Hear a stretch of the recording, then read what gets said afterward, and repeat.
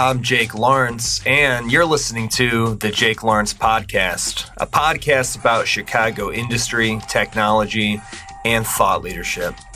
We're sponsored by Corporate Suites Network. Corporate Suites Network is the premier vendor of corporate housing and short-term rentals in Chicago. Visit them at csnhousing.com. Today's guest is Ronald Lanz.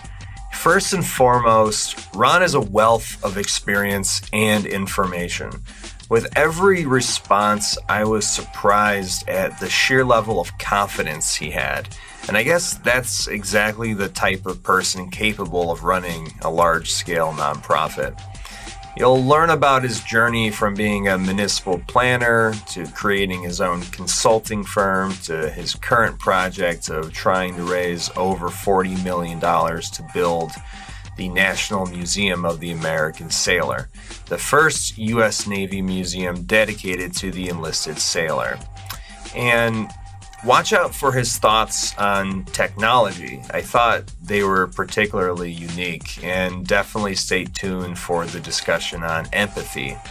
I used part of the discussion on empathy as the quote of the show. And I definitely can't leave out his Lonely Island record pick, which was Van Halen's 1984. Rock on, Ron.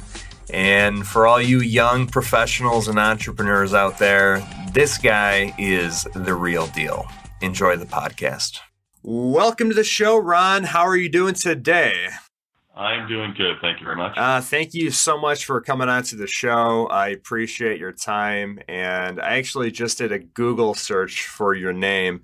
And the first thing that pops up is $40 million Navy Museum proposed for North Chicago. Would you mind telling the audience what you're doing out in North Chicago? Yeah, actually, it's a pretty incredible project for a community that's needed it for quite a long time.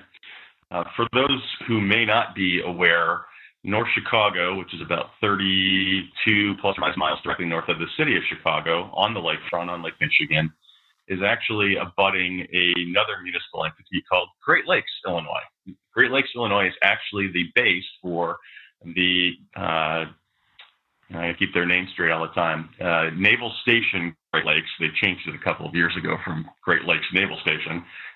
That is a Navy base for the U.S. Navy, obviously. It's about 1,600 acres on Lake Michigan lakefront. It's been there about 114 years at this point. And I am constantly amazed that most people have no idea that it's there. There are about 32 to 35,000, depending on the time of year and activities that are going on, people that are living and working on that base on a daily basis. And it also now happens to be the only naval recruit training command in the country. Basically, if you're a new enlisted sailor, 18, 19, 20, 21 years old, whatever it might be, and you join the Navy now as an enlisted sailor, you go to Great Lakes. You get your boot camp training there. You do your 9 weeks locked down, learning how to transform or being transformed from civilian to sailor. And at that point, you graduate, and then you're either shipped out to another destination someplace for your A school training, or about 40% of the recruit graduates do stay on base here for another number of months doing A school trainings that are taken care of on this particular base. Ron, do you want to tell us the difference between what that word enlisted means and what the significance of that is to the museum? Sure. The enlisted sailor is really the backbone of the entire U.S. Navy. So they are the ones doing, we'll call the heavy lifting. There's about 271,000 active duty enlisted sailors right now. If you look at that, a little over half of the entire sailor community at any given time. The rest are made up of specialty divisions as well as officers themselves at various ranks. And it's really a matter of how they came in and what they went through. If you came through the Naval Academy, it's usually coming through at a different level, officer level. Some are coming in later in life after careers. Same thing, they can come in usually higher up. But those who come in as a relative young adult, again, man or woman, work their way in originally as an enlisted sailor and then can promote themselves through their service and through their service skills inside the Navy and work their way up to whatever level they want to get to. with our particular foundation for the new National Museum of the American Sailor, which is what we're looking to bring into North Chicago, right next to the Navy base. We actually have a board member who was the most senior enlisted U.S. sailor up until September of last year. His official title is 13th MCPON, which stands for Master Chief Petty Officer of the Navy, all an official title. There's only one of those at any given time, and Mike Stevens, MCPON Stevens, was the most recent 13th. He oversees the health, welfare, and all things related to those 271,000 active duty sailors, and reports, directly up the chain there on their behalf for anything that might be of concern and or need for them to continue to deliver their services to the Navy. Wow, that's pretty remarkable. As far as like Navy museums go in the nation, I believe there's a couple of them, but none have this type of focus on the enlisted sailor, right?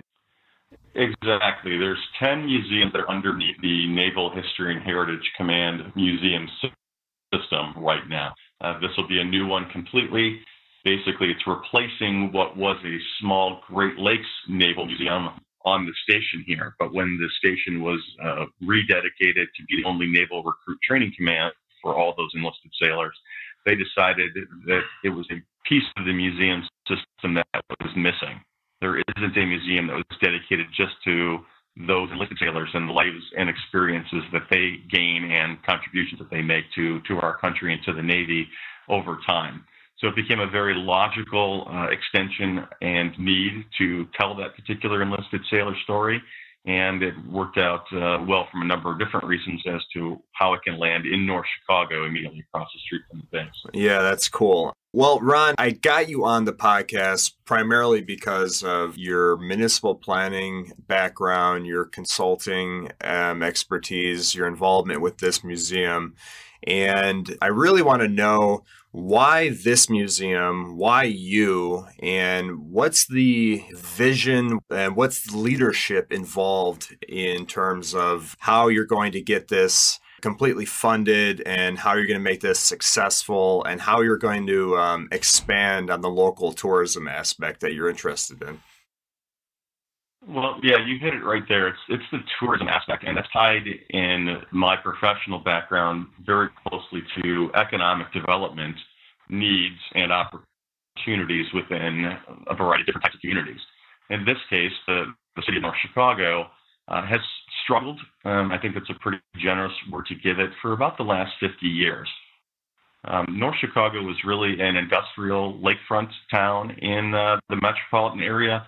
Did great for centuries, but as industry started to transition out, honestly leaving our shorelines and going elsewhere, and the demand for commercial and retail moved itself further to the west with the highway system here in the Chicago metropolitan area, North Chicago kind of lost its footing in the region and has had a very difficult time refinding that to this point, despite the fact that they have a significant number of major institutions, the Navy base being first and foremost. But along with that, it's also the corporate headquarters for Abbott Laboratories. It's the international corporate headquarters for AbbVie Pharmaceuticals, which spun off of Abbott about 8 years ago. It also has the Lovell Federal Healthcare Center, which is the first in the nation combination of the VA and a active Navy hospital. It was merged about a decade ago and to show that basically those two facilities could work as one and do so much more efficiently. Add on to that the fact that Rosalind Franklin University of Medicine and Science is located in North Chicago, and I can continue to go on. So we've got all of these major corporate and institutional entities there, but for whatever reason, for the last plus or minus 50 years, they haven't been able to parlay that into economic and socioeconomic benefits for the municipality of North Chicago. So it's struggled. The schools have struggled because of that, funding-wise, and it's just undergone or been left behind from a lot of the surrounding communities who have done particularly well economically. So you've been a municipal planner for many years. Were you always interested in trying to ignite this local tourism in these disadvantageous, disenfranchised communities, or did this come up, recently? What was the evolution of your process right there? My background was always on that economic development side, and it just so happens that I grew up in the far south suburbs of Chicago, where there's a number of similarly economically challenged communities, Chicago Heights, Fort Heights, and others. Mm-hmm. So I did a lot of work in those very early in my career. And then when I transitioned to the private sector of planning, North Chicago just happened to become the relationship I had, a very early client, starting about 2001. So I did a lot of work for them up until the recession hit, and then things went quiet. They did in a lot of places. Mm-hmm. Right. But I always had the same opportunity going on in there. And I started looking around and got contacted by the mayor in 2015 saying we'd like to get back to some of the things that you helped us with as a consultant, but we need someone to come in and really be paying attention to this full time. So I agreed to do that for a year and figured out that the opportunities they were missing were really focused around tourism because of the significant number of graduation ceremonies for the Navy that are happening every Friday, 48 weekends out of the year. Basically, about 40,000 new sailors come out of North Chicago annually, and those graduation ceremonies, which occur every Friday, 48 out of 52 weeks in the year, bring in anywhere from 4,000 to 5,500, 6,000 people, family members, wow, for that graduation. That's a lot of people to grab onto from a tourist. Yeah. That's incredible. So can you describe the players and that are involved right now with the foundation, with the museum? I know you talked about the 13th, but in terms of trying to get that vision and leadership involved to make this project a success, has it been challenging to group together these type of stakeholders? No, actually it hasn't been, which has been a blessing, if you will, on my end, because in a lot of cases it is. But with this particular use and this particular audience, that being the Navy, it was very easy for us to line up support and participants from the city of North Chicago, obviously, from the existing Naval Station Great Lakes, the base locally, Naval History and Heritage Command, which oversees all the museum systems nationwide for the Navy, and then the local corporate and institutional entities that I've mentioned before. They're all represented in one way or another on our board today. And just kind of the quick rundown of that, we have one of the two developers for a larger commercial for-profit development where the museum will be sitting. Sits as our foundation board president also for the synergy between those two. We have Bob Ronalds, who's also an alderman in the city of North Chicago.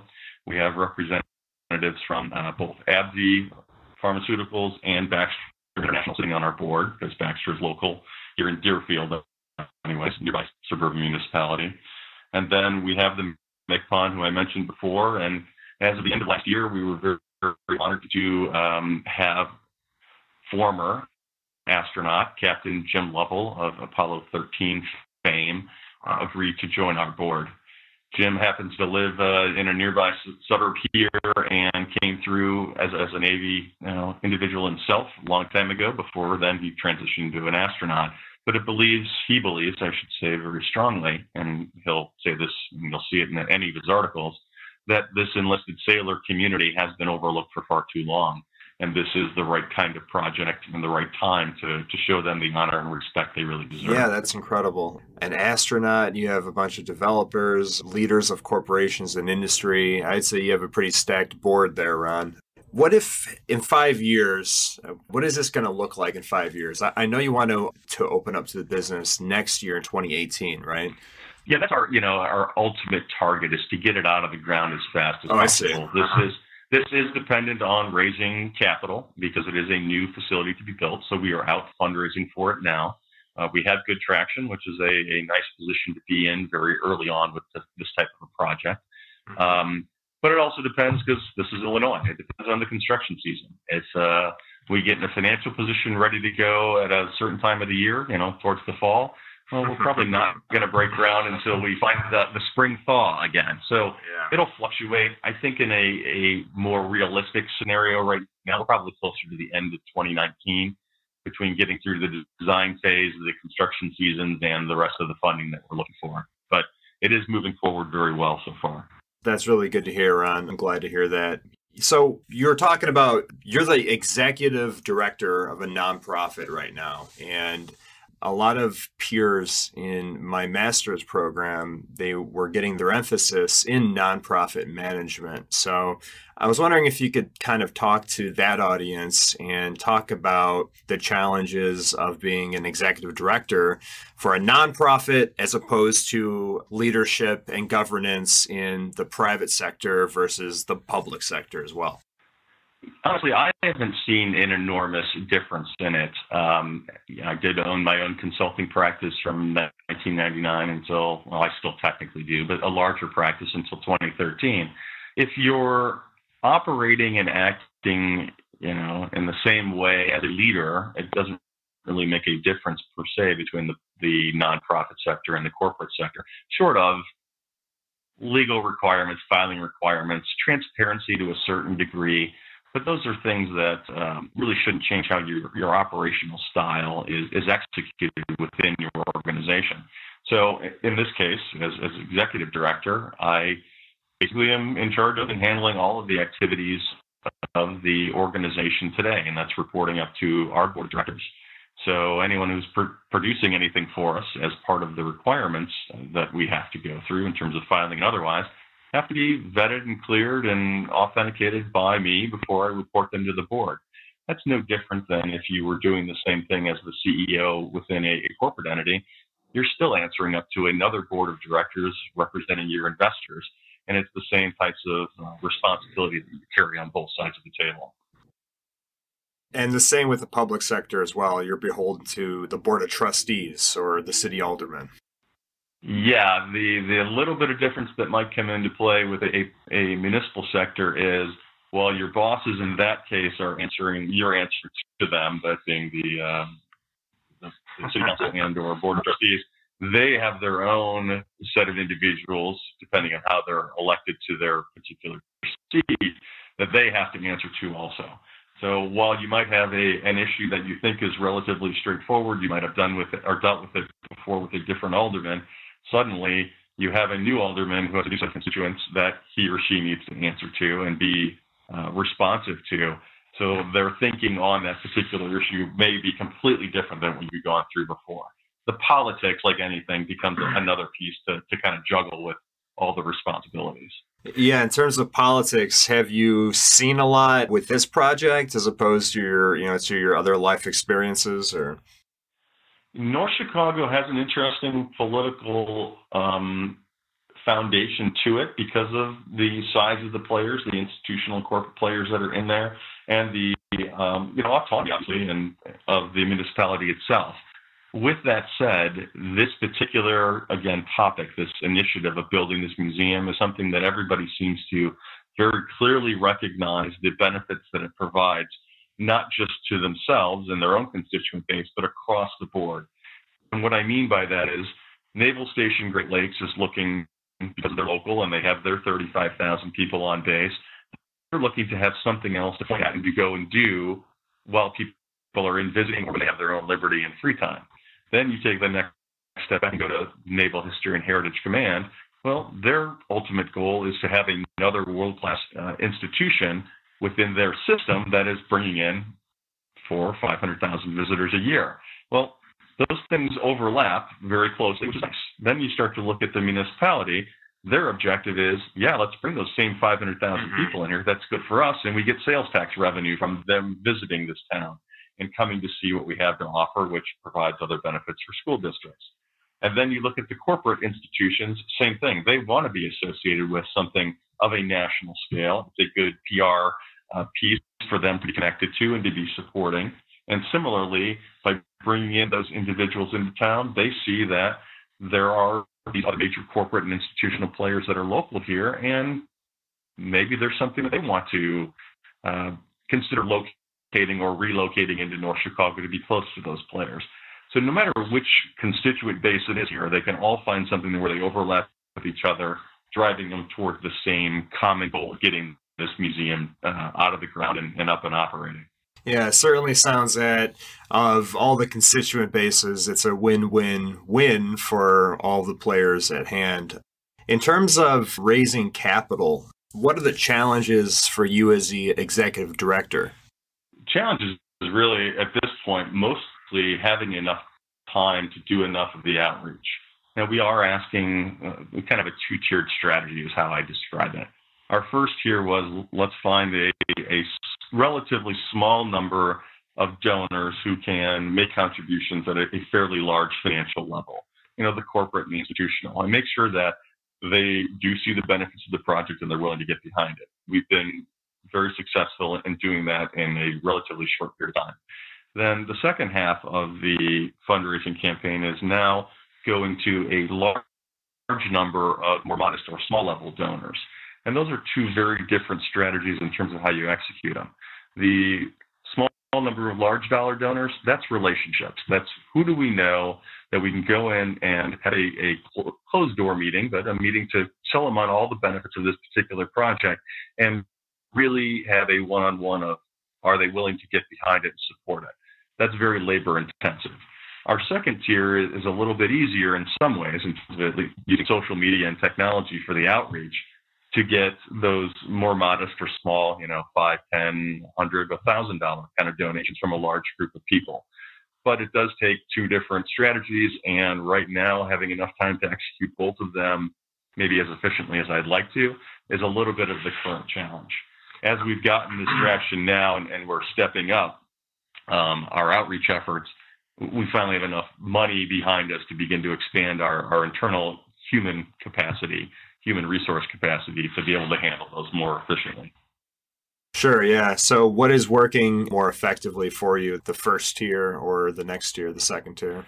Right now, it's still the first tier. That's really where most of our focus has been at. If you ask anybody who does fundraising for a living or for their career, a major capital raise such as this, you can anticipate it taking anywhere from 8, 9, 10 to 18 months by the time you make a first introduction to a particular entity or prospective entity, show them the benefits of it. They go back and consider it internally with those who have to ultimately sign the check, negotiate back and forth on what benefits they'll be provided in exchange for that contribution, that being naming rights and invitations to events, utilization of the space for special corporate events, things like that. It's a long process of going back and forth. We, again, have been successful in we've only been officially raising funds since June of last year, so 9 months plus or minus at this point, and have already reached the end stage with a number of those big donors. So we're pretty happy about our progress so far. Wow, congratulations. That's probably been quite the hurdle. It was definitely a situation early on where we're all looking around the table going, are we confident we can do this? We had the right people. We had the support. We were all 100% behind this project for the benefits it provides, on so many different levels. Right. Yeah, it has proven itself out. But those first months are always a little bit of questioning yourself. Did I do everything right? And is this the right project for it? With those same people at the table, was there a significant planning process before those 9 months? Was there like a strategic planning, weekend or something that you guys did? Yeah, I wish it was only a weekend, but it was a number of months. We technically came together as a informal board prior to having our 501c3 status in place. In about October of 2015, I keep my years right now, it's all going so fast. It took us basically from middle of October of 2015 until June of 2016 to get all of the marketing materials, the website together, the fundraising strategy agreed upon with the board members, and our official 501c3 registration approved to get out in the field and actually start soliciting funds or soliciting contributions. So it was, another 8 months before we even got out and asked for the first dollar of getting all these pieces put into place. Yeah, that's a different perspective that a lot of my peers, at least, are going to find disturbing or surprising because, we're taught in school, you're going to have the strategic planning weekend. It's going to be a 2-day event and you're going to get all your planning processes down for the next year. But it sounds like it was a much more labor-intensive endeavor than that, right? It was. Because of the number of players we had at the table, while we're all shooting for a common success, that definition of success is a little bit different for each of us. So merging all of that together with the individuals who sit on our board have other jobs, full-time jobs. So we had to find the time to get together, give people time between the individual meeting sessions to absorb the results of that previous meeting and generate their new recommendations or suggestions, and come back together again another 30 minutes later and get us to the next level. So it takes a lot of time. One of the benefits we had in this particular case is we did have the time to put into it. We weren't feeling pressured or rushed necessarily to get out to market. Everybody wants to, because the sooner we can get up, the better. But we knew if we put the extra time in early on to get it organized and a very coherent, strong strategy put together, we'd be much more successful once we started asking for those particular contributions. And that's how it's played out. Right, yeah. And I think all of this that we're describing here with the fundraising and capital buildup and the planning processes, it takes a certain type of vision and it takes a certain type of leadership. And forgive me for a basic interview question, but how do you describe your leadership style? Oh, that's a good question. I think I've always been very much unifier is quite the right word for it. A consensus builder is probably the better technical term as a planner. I had that one on the top of my head. The vision has to typically be established or put out there initially by one or a few individuals. And then those people who put out the first vision have to be willing to allow it to grow, to morph, to accommodate the others that you want to bring to the table. And I think that's something I do very well. I mean, that was my consulting practice was all about going in with those first couple of groups, usually either the staff inside of the municipality or a development team, and then taking it out to the larger audience, which would be, in most cases, either the business community, the residential community of the municipality, or both, and the elected leaders, and starting to say, all right, here's our vision of where we think we want to go. What are we missing? What do we need to add on to this? What did we get wrong? And that's another big piece, always being open to the fact that you might not be seeing it correctly.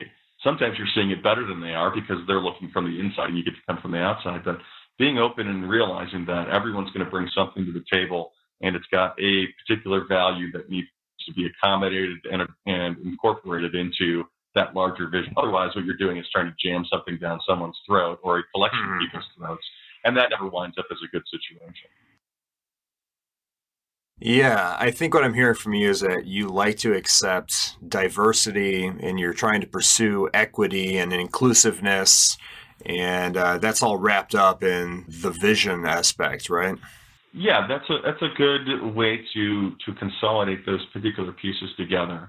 One other thing I just stress with that is, while diversity and inclusiveness is there, it's really a matter of everybody putting something in drives us to the best end product. And that is really, I think, where everyone's goal ultimately lies. We can have something that works well for one group, and it might survive and be quasi-successful. But if we take at an early stage and look at the other piece that someone would like to associate or tie into it, we can create a much stronger overall end product, museum in this particular case, than would have been possible otherwise. So you've done the municipal planning, you've done the consulting, and now you're doing this enormous project now. What motivates Ronald Lanz? What motivates you? What gets you excited about this? Where does your passion come from? My passion comes, and it's been a long ride, graduating in 1995, so 22 years ago, with a planning background. My initial drive was always, at least coming through school and then coming out right away, I want to see things get built. Now, when you say that, I think most people would immediately think, well, getting built means you should be an architect, or you should be, an engineer, something else along those lines. Well, that might be. I just like the idea of seeing things built at a much larger scale and the interconnectivity between the components that a city planner deals with. So that's where I started out.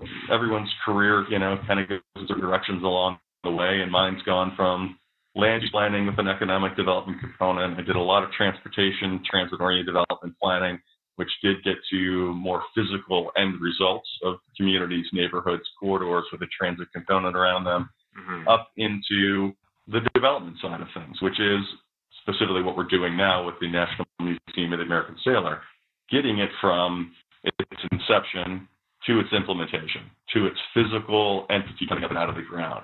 And it's that physical last piece that is what I find now most exciting and most interesting, and what drives me up in the morning.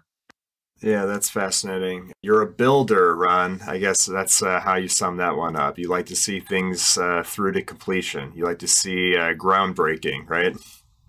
It shows you that the effort, the time, the heartache and disappointment in some cases of what you've been doing for X number of months or years did have meaning and did have ultimate results. I think you've talked to a lot of planners out there that would tell you, hey, I've produced a lot of great quote-unquote plans, and I've done the same. Yeah. But then your client takes them, whether it's a municipality or a developer or somebody else, and they put them on the shelf and they just don't become reality. Now, you can still be very proud of the fact that the document you produced and its validity out in the marketplace, but if there's not someone there to take it through, or willingness to take it through to implementation and execution, you always feel like you just missed a little bit of it. You know, you had the baby and it's there, and then somebody else, did all the rest of the work to get it to the end result of, successful adult. Right. Okay, well, let me switch gears just a little bit. We were talking about earlier the impetus of North Chicago having kind of a brain drain of industry in the last 5 decades. So in the next 5 to 10 to 15 to 20 years, maybe we're going to see maybe an alternative to that, maybe a reversal in terms of artificial intelligence, virtual reality, the coming wave of new technologies that are going to be hitting the world soon. I think is going to be quite the wave, and it's going to be disruptive, very disruptive. If you've read any articles about this in the last 6 months, they're predicting huge job losses in the next 20 years due to AI alone. So do you think about this at all, and how does it apply to what you do? I can think about it quite a bit, and in the case of, let's just say in the case of North Chicago right now and this particular museum, it's an interesting overlap, because if you look at the Navy, they're always on the cutting edge of technology, whether it was early drones, whether it was autonomous vehicles, whether it was submarines and torpedoes. Go back through the entire history, they've always been pushing to the edge and staying in front of it. But one thing that's a constant with that particular growth in technology is it never loses the need still for the human element at the very beginning stages to develop that technology, and then the ongoing monitoring and oversight of those technologies as they're pushed out into, in this case, a defense marketplace for the U.S. Well, I think that's going to continue to be, because there's no other way to look around it, science, technology, engineering, and math are going to continue to be the foundations of Navy training and Navy service for the foreseeable future. At some point, do we get replaced by Terminator robots? I hope not. But until then, we know we're going to have human beings still behind the development and hopefully authority over those types of machines. One other thing to kind of add into here on that same topic, though, is as new stuff is constantly developed, the most recent versions of it that's become outdated, become decommissioned, wind up back into things like the new National Museum of the American Sailor for the rest of the public to get a more hands-on, in-depth understanding of than would have been possible if it was just left inside of the military complex, the Department of Defense out there. So when those things come offline, we then get a more close-up view of what that was, the history of where it came from, how it got put together, and where it had been successful, and in some cases unsuccessful, out in the world marketplace, in the real-world situations of the Navy and their dealings in a global scale. That's a really fascinating perspective. I actually don't really think about the military complex side of that equation a lot. So that's a pretty cool way of looking at it. What do you think about the same question, but in terms of nonprofit management and just the execution of things like fundraising and capital projects? Well, that's been changing, I think, for quite a bit of time already. The ability to utilize things like social media, mass market or mass blasts of emails, in this case, we'd be sending them out for prospective donations back into the museum, has really changed the ability for nonprofits such as this to reach a very large audience at a very inexpensive cost, which means more dollars can come in to support the underlying programs of something like this particular museum. That is going to continue to be very valuable from the operational side of a nonprofit, but at the same time, it does lose a little bit of its direct emotional connection between the facility and what it really stands for and represents, and those target donors, because you're always looking to have an emotional connection with those people to encourage them to want to put the dollars in. So while it gets easier to hit more people, we still need to figure out how to keep that human touch, that warm emotional connection with that technology to really bring the dollars or convince them to make the donations back into the particular nonprofit.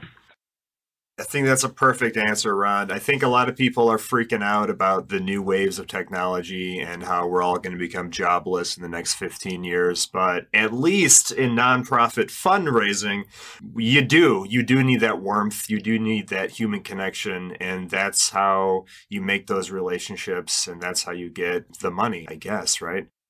Yeah, I don't really see the robot showing up at your door, knocking there and trying to convince you to make the donation to the museum, and that going particularly well. They're going to want to have if it's not a face-to-face, but a human voice on the other end of that communication, to know that they're hearing them and they're sympathizing and they're connecting with them on why the dollars that are being asked for are so important within that particular nonprofit. Yeah. Okay. You know what? That's a good transition. I want to know your thoughts on empathy in relation to your new role as executive director as compared to a municipal planner or consultant, and how it's kind of changed you and how it's changed your outlook and perspective on empathy itself. I'm completely in awe as I talk to veterans across a variety of different timescales, whether it's from World War II, the Korean War, Vietnam, and more recent sailors that are out there coming back from either just regular deployments or deployments in hostile territories. The things that they go through and the sacrifices they make, until you sit down and talk to them and hear their stories, I don't think most people can truly appreciate. And I say this, I do not have a Navy or a military background myself. I do have an uncle who served in the Navy during Vietnam, and he's still a very proud, retired sailor at this point. But we don't get into, or we hadn't gotten into as I was growing up, too many conversations about that. My sheer exposure now and the interest that those retired and separated sailors have in wanting to share their stories just passionately without even being prompted to do so is something I've just been completely amazed by, and something that this museum is really striving to capture, because we are all getting older and passing away, and those stories are being lost unless we make the concerted effort like we're talking about here with this museum to capture them via video, capture them via audio like we're doing here with this podcast. Let those stories be shared in their own words, with their own passion, with their own voice, that can then be played back in a variety of different formats and experiences within the museum for not just their own family members, but for others who are either doing research or just have an interest level, or just exposing them to the types of things that others have sacrificed themselves for in our past. Yeah, thanks for sharing that, Ron. I think it's a unique perspective for the audience to hear people's emotional journeys throughout their careers, changing paths and going into different projects, and how that influences their values and their personal missions as well. Well, a great example, let me just throw this one in quick while we're on this particular topic, and I'll use Jim Lovell for it. We actually had a foundation board meeting earlier today, and Jim, Captain Lovell, I should say, he deserves that respect for me, was there. Well, we got on the topic of, and we often do to a certain degree, of is disaster adaptation. A specific other former astronaut came up as somebody raised a question, and Jim's reaction was very much, a personal relationship that he had with this individual, but it wouldn't have been, at least it wouldn't have been the reaction I was expecting, because we all have this image of these astronauts, and they are larger than life figures in a lot of ways, but they're also men and women nowadays that are just your neighbors next door. And when you hear a conversation about these two guys that you can look at and go, oh my God, I've heard all your stories all my life. You're incredible. You've done all these famous things. And then it's, a joking piece back and forth where, well, yeah, I just did that with my brother, the other day. It brings it down. It creates a warmth and a connection between the two that I think, unfortunately, is missed too often, because you're only seeing a very small snippet of that individual, what's showing up in the media or what they've become famous for in a given time. But the true human aspects of it are something that you can only catch if you get an opportunity to sit down with them, not just individually like we are here, but sit down and view them in less structured moments, less structured environments, things where they can just share their story and their own emotions from that particular story in their own words. It's incredible. It is. Very cool, man. I'm glad to hear. It's an emotional journey, and I'm really glad to have heard your story so far. Where can people donate to the museum? The best way to do it is to go to our foundation website, which is, the full name is National Museum of the American Sailor Foundation. The website is nmasf.org, so National Museum American Sailor Foundation.org, and on there's a link to donate up in the upper right-hand corner. You can donate online there. If you prefer to write a check, you can download a form to mail into the museum and do that as a physical check through the U.S. Mail Postal Service. Thank you for that. Or if you want to, donate all your stocks, bonds, real estate, and everything else, you can wire this with a variety of formats also. We are not picky. We'll take whatever you're happy to contribute. So, but the easiest way is to go do it online via the website. Nice. Spoken like a true executive director of a nonprofit. I was meeting with someone yesterday, and I probably did something very similar to what I just did there. And like, are you a salesman? He goes, oh, no, you're an executive director of a nonprofit. I said, there you go. Now you know what we're doing. That's awesome. I will also be putting the link to the website on the article on my website, as well as on all the social media messaging going forward. Okay, we're going to wrap up, and I do this with all my guests, so bear with me. Ron, if you were stuck on an island, what would the one book be that you would bring? One book that I would bring. The E-Myth, which was a book I was handed when I started my first company in 1999, and the E stands for the entrepreneurial myth. There are just so many components inside of that book, perspectives inside of that book on the things you'll hit as an entrepreneur, and that can be as a corporate entrepreneur, a nonprofit entrepreneur, you name it, that I think have carried forward and made a huge difference in my own success. So I would take the E-Myth with me. Nice. Okay. On that same island, what's the one piece of music, the one record that you would bring? Probably Van Halen, 1980. Nice. That's excellent. Okay. And if you were to bring one website onto the island as well? Well, of course, that's nmass.org.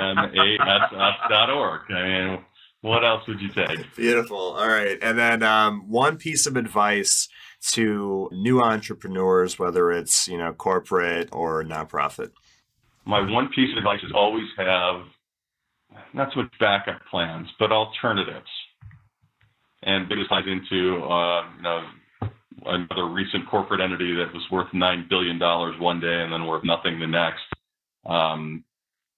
you can't just expect things to go the way that you'd like them to. It just doesn't work that way. So always have all the alternatives in place to be able to execute just as quickly when things don't go the way you were anticipating. That's awesome. Well, Ron, thank you so much for being on the Jake Lawrence podcast. It's been a true delight. Thank you so much for sharing everything that you shared. Thanks for sharing your journey with me. All right. Thanks for having me. It's been an honor. And that's a wrap for episode 2 of the Jake Lawrence podcast. I hope you all enjoyed Ron Lanz as much as I did. And we are sponsored by Corporate Suites Network, csnhousing.com. That is, again, www.csnhousing.com. They are your premier vendor for corporate housing and short-term rentals in Chicago. If you need furnished apartments, if you need month-to-month rentals, these guys got you covered. And we are also covered by Zunis Labs. That is ZUNIS Labs.com, your boutique agency for web and mobile development and digital marketing needs. You could reach out to those guys at zunislabs.com.